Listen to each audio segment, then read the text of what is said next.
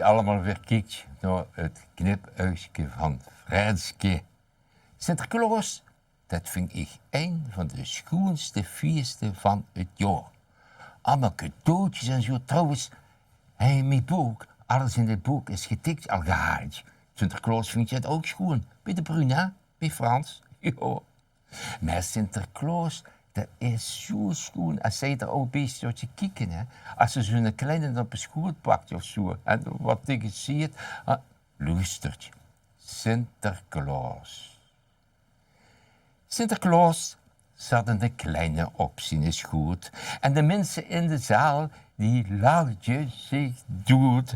Wie de goed heilig man met een braille lach zag. Dat weer je tweedehands autoverkoper zag. Want ik heb hem nog geen cadeau aangereikt.